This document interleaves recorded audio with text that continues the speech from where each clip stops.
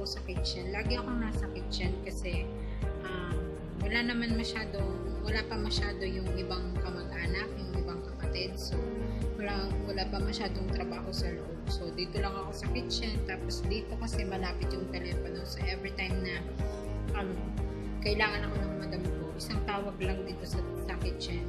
Alam na agad na nandito ako. Kasi pag nasa loob ka, maliligaw ka, malaki yung bahay. Hindi ko naman pwedeng picturean yung mansion para sa inyo. Malaki to eh. Malaki itong bahay na to. 12 kasi yung anak ng tatay ng amo ko. So, 12 silang magkakapatid. Kaya, itong bahay, pinalaki siya ng pinalaki every year. So, yun. Sa 12 anak, meron siyang 12 kwarto. Mga siguro 24 na kwarto. Tapos, meron siyang majilis. Majilis is yung guest room para sa babae. Tapos, yung ano ba yun? Basta meron silang guest room para sa babae. Meron din silang guest room para sa lalaki. And then, meron din silang restroom para sa babae. Meron din silang restroom sa lalaki. Meron din silang washroom para sa babae. Meron din silang washroom sa lalaki. Laging separate yung mga lalaki sa babae. And, kapag may dadaan na lalaki, sisigaw ng tarik para magtago yung babae. Yun is para mapanatili yung hindi nila makikita yung babae. Kasi hodang tiyahin nila yon o pinsan nila yon, ganun dito kahirap. Kahit katulong hindi pwedeng makita ng boss na lalaki. At kahit makita nila yung katulong, syempre kailangan nakatakip yung katulong. Ganun. So, mahirap yung buhay dito guys sa Saudi. Namamaga yung lalamunan ko kasi kagabi kumain ako ng bawal sa akin. Maraming bawal sa taong may sakit na GERD, yung gastroesophageal reflux disease. Maraming bawal. And minsan video baby Spanish but guys, I will get back to you. May inutos na. Guys, ang daming chocolate. Ang dami ko na kinakain chocolate. Araw-araw kumakain ako ng chocolate. So, isang araw yata, 9 chocolate yung kinakain ko. Takaw ko, taba ko na yan. Sino ba namang makaka-resist ng chocolate? Kayo ba makaka-resist ng chocolate? Hindi, diba? So, yeah. I'll catch you guys later. Just sharing chocolate. Hi guys, magbe-bake ako ng eggplant. So, ito yung ingredients niya. Tapos, maglalagay din ako ng tahina. Dapat actually, minced beef. Kaya lang, wala silang makitang minced beef unavailable dun sa malapit na grocery dito. So, it's the first time na gagawa ako ng ganito, yung baked eggplant, na ang gagamitin ko is chicken. Usually, ginagamit ko ay beef. So guys, ito yun. Not tomato. This is tahina. It's sesame paste. And nilagyan ko siya ng, tansyahan lang to guys ha. Nilagyan ko siya ng water and then nilagyan ko siya ng vinegar and then nilagyan ko siya ng minced garlic. Tinutulungan ako ni Ajar here. Hey! Wala siya sa mood magpa-video. But yeah, that's the eggplant. One of the things that I hate with my job is when I do something, when they ordered something and they want good results and then they give poor products. Like, it's supposed to be minced beef pero binigay nila minced chicken. And then itong kasama ko, asan na ba yung? Itong kasama ko, ang ginawa niya, hindi niya pinagsabay yung pag-bake ng eggplant. So, yung isa, medyo maluluto na. Yung isa, ganyan pa yung itsura niya. So, you could tell the difference. See? White pa yung isa. So, ito yung problema. I already cooked the tomato paste. And then, ginawa ko na yung sesame paste. Sesame seed paste. Nilagyan ko siya ng garlic, vinegar, then a little bit of salt, and then water. Tapos, inano ko siya sa blender para ma-mix well. So, yeah, I was just waiting for this na ma-toast siya, maging dry kasi may water pa siya sa loob. Yan. Hinihintay ko lang siya mag-isa ng maayos. And then, pagkatapos nito, pahinga ko saglit kasi ito, hihintayin ko naman siya na maluto. Pag naluto na siya, ilalagay ko sa top niya itong karne, but then itong tomato sauce, but then ilalagay ko yung sesame paste, and then lalagay ko yung isa pang binibake na layer na eggplant. Ganun lang kadali yung baked eggplant, guys, na Arabic style. Hindi ko siya nabalag ng maayos kasi, guys, bigla na lang pumapasok yung umisaada namin dito, yung pinaka mudrakels namin dito. So, yeah, hindi ko siya mabag ng maayos. But anyway, guys, I'll catch you guys later and make you see the finished product of what I did. Anong oras na, guys? Tapos kailangan 9 o'clock, handa na yung pagkain nila. Hindi pa luto yung niluluto ko. Ano bang gagawin ko, guys? Itong ayaw ko, guys, ayaw ko na. Guys, nakaligo na ako. Nandito ako sa kwarto and wala pa yung kalaban, yung Indonesian kalaban. Kasi kapag nakita nun na may net ako, papakilaman na naman yung gamit ko nun. Sabi ko nga wala akong net. So ito, sinearch ko yung ISO. So ito yung ibig sabihin ng ISO sa camera ko. Wait. And ito yung ibig sabihin ng ISO sa camera ko. Kitang ko yung light. Sabi dito, basahin ko na lang kasi hindi ma-zoom ng camera ko.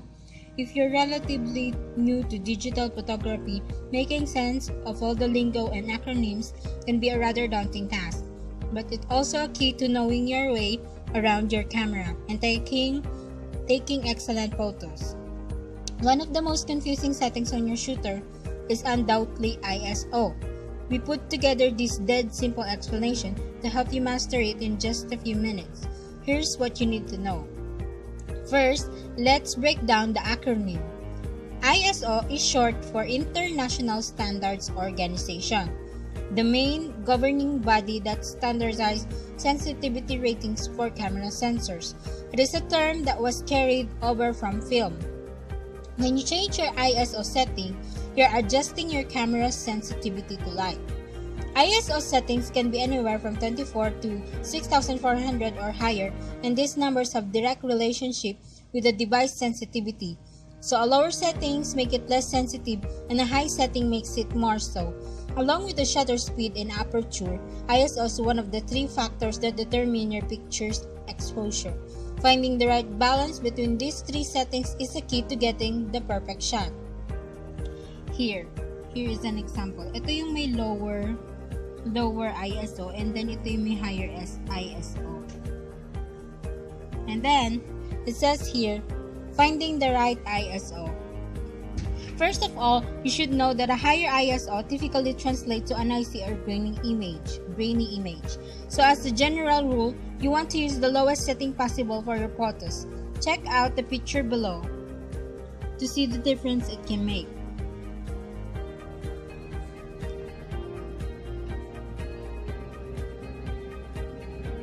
A lower ISO will usually produce more color accurate, aesthetically pleasing images. But there are situations where a higher ISO is desirable. Ang hirap. So, naintindihan ko na. And then, the proper ISO setting really depends on the level of lighting you're shooting in and the visual effect you're going for. So, rather than relying on one overarching rule, consult this list of tips. Ito yung tips.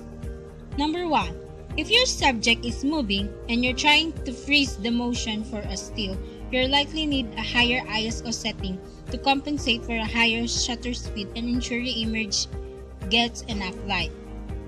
If you're going for more of a vintage aesthetic, rule number 2, and want to add a little bit of grain to your photos, wushu,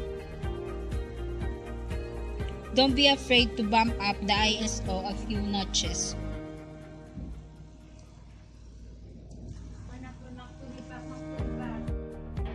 Hi guys, tapos na kaming magwalis and dadating na yung mga kamag-anak na dadami na kami dito, dadami na rin yung trabaho. Tapos ang init, grabe guys, tingnan nyo yung skin ko, ang dami kong heat rash. Yan, kahit maglagay ako ng moisturizer, parang naluluto lang yung balat ko. So, sabi ko nga sa sarili ko, bawi na lang ako pag uwi namin ng Taif. Tapos yung water, hindi maganda, so nangangati ako. Grabe. May mga puti-puti yung water nila dito. But anyway, before I forget, I just want to say a big full thank you to Sister Rosalind Care. She had a channel on YouTube, and she gave me this yung intro ko and the outro of my video. She made it for me, and I was really thankful for her. I never asked her to do it, but she do it for me, and that was really so sweet. I mean, my gosh, she's a really good person, and I hope you guys follow her if you like, and please subscribe to her. She's really a nice vlogger, and ang gaganda ng mga video niya, yung mga in-edit niya, parang commercial guys. I recommend you guys visit her channels and watch it, and if you like, please subscribe to her. And yeah, she's really a good person. I hope God bless her more. I know God will bless her more, but anyway, I should start working now. See you guys later. Hi guys, gabi na, good evening. 10:06 or 7. 10:07 na dito ng gabi, and ngayon pa lang sila nag-dinner. Naantay namin matapos sila para matapos na rin kami. Akyat na kami sa taas. Probably 12 na yung tulog namin ito, and pag nagkakwentuhan pa, mga 1 o'clock na yan tulog namin. Grabe, nagkaroon ng issue kanina kasi ang dami daw namin katulong. Tatlo lang kami. Tapos, sabi, ang dami daw namin katulong, ba't walang naglilinis ng hallway? Yung papasokan ng gate. And then yun, yung naging issue siya kasi hindi naman nila ako katulong eh. Katulong ako ng bisita nila. And tsaka walang nag-uutos sa akin. So, yun. Naging issue siya kasi ang haba-haba nung wawalisin mo. Ang laki-laki yung wawalisin mo na. Ano mo yung feeling na hindi mo alam kung anong oras ka matatapos, kung anong direction yung papunta yung walis mo. Yung ganun, kung gaano katagal ka doon. Tapos yung kamay ko nagpaltos. Yung kamay ko nagpaltos siya. Nasaan yung camera mo? Anyway, nagpaltos yung kamay ko kakawalis. Kakaganon. Yun, sumangat yung wood ng splinter ng walis. So, yun. Tapos yung walis ko pang gamit, yung parang halfway kalbo na siya. Yung, not halfway. Yung gitna niya kalbo na. So, yun. Ay, guys. Grabe. Hindi ko alam kung papakita ko sa inyo kasi bawal talaga mag-picture. Yung ganun. So, hindi ko alam kung papakita ko sa inyo para makita ninyo kung gano'n kalaki yung walisin namin. Malaki siya. Malaki guys. Siguro kalahating araw mo matatapos yun kung wawalisin mo buong entrance ng gate nila, buong paikot ng mansion nila. Grabe. Tapos ang ali-ali ka ang init pa guys, parang alam niyo yung naglalakad ka sa lugar ng microwave, sa loob ng microwave, ganun kayo. Anyway, I will start washing the dishes. Tapos na sila, inalis na ng mga kasama ko yung pinagkainan nila. So yeah, I'll catch you guys later. So guys, sabi nga pala ni Ate Rosalind dun sa comment niya sa video ko, yung tinatanong ko kung sino sa inyo may alam ng ISO. Nag-comment siya na yung ISO is like the eye of your camera. And then, sinearch ko sa net yung ibig sabihin nun, and then I finally know na yung in relative to sensitivity to light pala yung ibig sabihin ng ISO. And yeah, isa siyang acronym. This is my phone kapag ka-snap mo siya sa camera, and then ito ito siya. Ito yung settings niya. Oh, God. Yan. Meron siyang capture sound, location, strobe, storage position, tapos reset. Yan yung sa final setting niya. Ito yung sa video setting. Video quality. Ito yung pagpipilian mo, HD, CIF, QCIF. Tapos meron siyang video duration. Meron siyang 10 minutes, 30 seconds, 10 minutes, at saka 30 minutes yung maximum niya. And then, oh gosh.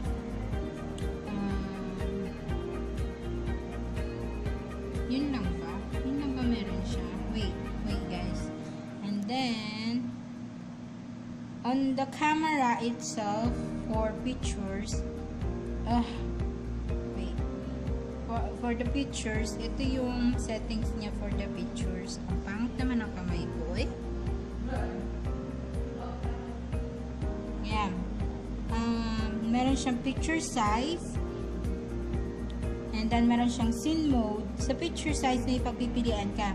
Either 4/3 or 16/9 yung width niya.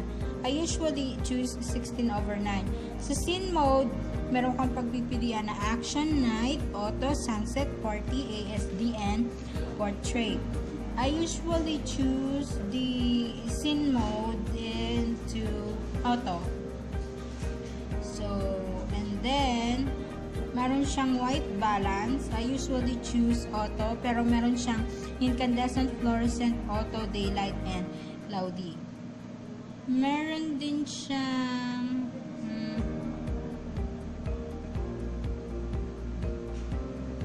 wait guys. Meron din, ito yung ISO niya. Meron siyang auto, ISO 100, 200, 400, 800, and 1,600. Ang pinakamataas niya is 1,600. And usually, yun yung pinipili ko. Ayun, meron, ito siya. Ito yung pinipili ko. And then, meron siyang picture quality, which we could choose normal, fine, or super fine. I usually choose super fine. And then, meron din siyang effects, like contrast, saturation, sharpness, exposure. It is the one that determines kung gaano kaganda yung gusto mong gawin doon sa picture mo. So, yeah. Oh, this is for HDR. Meron din nga pala siyang HDR, guys, at saka flashlight. Itong model na to, ito is Lenovo 86000. So, mababa lang yung RAM niya. 1 gigabyte ba yun? 1 gigabyte RAM. Tapos, 8 yata yung internal storage niya. Meron din siyang metering method. Meron kang pagpipilian na average metering o center weighted metering. I usually choose center weighted metering. I actually don't know this, guys. Ngayon lang ako na-curious kung ano ba yung mga ibig sabihin ng ganito sa phone ko, sa camera. Kasi nga, I'm into vlogging. So, unti-unti, sinesearch ko sa net kung anong ibig sabihin nila. Yan lang yung sisearch ko sa inyo. And thank you for Ate Roselyn Care. She's really there for you. She's always caring for you. Sinishare niya kung ano yung maitutulong niya. So, I really appreciated it. Every time she comment and every time she give me advices on my inbox. Thank you, Ate Roselyn. Hi guys, I'm using my tablet right now. Tinetesting ko yung camera niya at saka yung sound effects niya.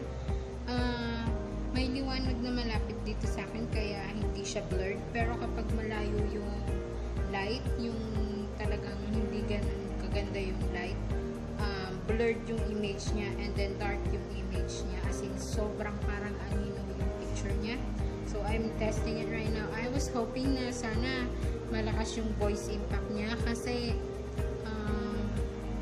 ang hirap kasi ngayon ko pa lang siya itatry sa video. Hindi ko pa siya talaga totally natry ko siya before but then hindi ko pa siya natry as in sobrang tagal na natry yung katulad ng pagbablog ko na ginagamit ko yung Lenovo.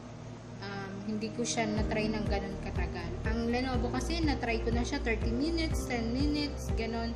na nagbibideo ako, and it's okay, so far it's okay. Even the lightning is dark, okay pa rin yung picture niya. Pero itong tablet na to, kapag pangit yung lightning mo, pangit din yung kuha ng video mo. So kailangan malakas yung lightning mo, talagang nasa liwanag siya para makapagbigay siya sa'yo ng maganda-gandang picture. Even though nasa lightning ka, tignan ninyo yung itsura ko, parang kulay pink yung kulay ko. So, ganyan siya. And also, I don't know the impact of the voice, but I was hoping na naririnig nyo naman ako. So, anyway, nababad trip na ako dito sa kasama ko kasi nga, binura ko na nga, diba, yung net. And then, walang ginawa kundi maghanap. Tapos, meron siyang nakita na walang hinihinging numbers or anything, basta bukas siya pero hindi siya makakonect kasi malayo dito.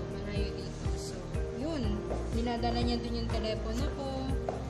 Hindi ako makapag-video ng maayos. Yung bang hindi pa niya nabibili pero parang kanya na, yun yung asta niya. Tapos pag pinagsabihan mo, nagagalit siya, nagdadabog siya, ganyan. Tapos maya okay na ulit kayo. Ang hirap guys kasi hindi ko naman ugali yung makapagplastikan, pero kailangan mo matutong makipagplastikan sa ganitong ano, kasi ayoko ng away guys. Mahirap makipag-away.